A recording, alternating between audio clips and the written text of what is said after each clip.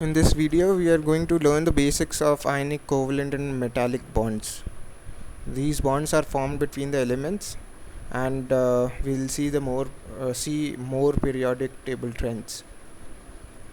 So ionic bond, I will just show an example. Hydrogen has one electron in the outermost shell. Chlorine has one electron in the outermost, 7 electrons in the outermost shell.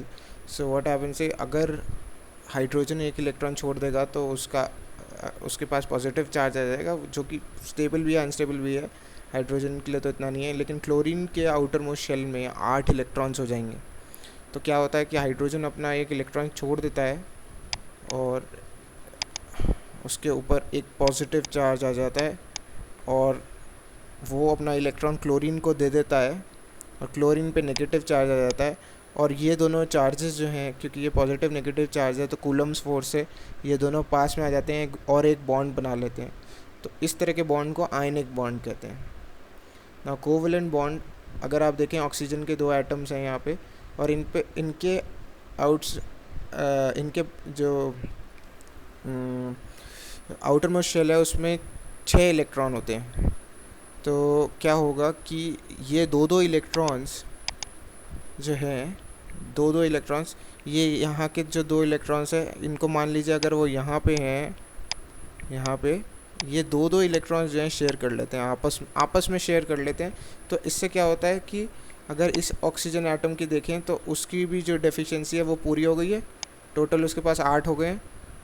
इसको मान लीजिए यहाँ पे कोई electrons नहीं है और यहाँ पे वो लाई कर रहे हैं इलेक्ट्रॉन्स, तो इस क्लाउड में भी आ जाता है। और सिमिलरली इस ऑक्सीजन को भी, उसकी भी एफिशिएंसी जो है 2 इलेक्ट्रॉन की, वो पूरी हो जाती है। तो इस तरह के बॉन्ड को हम कोवेलेंट बॉन्ड कहते हैं।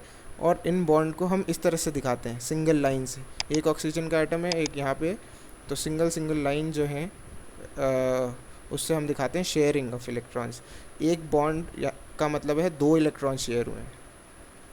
अब मेटालिक बॉन्ड्स की बात करते हैं। मेटालिक बॉन्ड्स क्या होते हैं कि इलेक्ट्रॉन सी होता है, तो क्या होगा कि इलेक्ट्रॉन्स फ्लो करेंगे पॉजिटिवली, इलेक्ट्रॉन्स वहाँ फ्लो करेंगे जहाँ पे इलेक्ट्रॉन डेफिशिएंसी है, और उस वजह से उस मेटल को पॉजिटिवली या उस एलिमेंट को पॉजिटिवली या नेगेटिवली चार्ज बनाएंगे, और फिर से पॉजिटिव और नेगेटिव चार्ज जो हैं वो पास में आ जाएंगे और बॉन्ड बना लेंगे।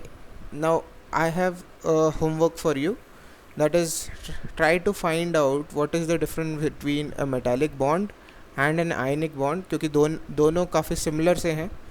काफ़ी कन्फ्यूजन हो जाती है इसमें लोगों को। मैं चाहता हूँ कि you figure it out yourself. Okay, thanks a lot guys for this video, for watching this video. All the best.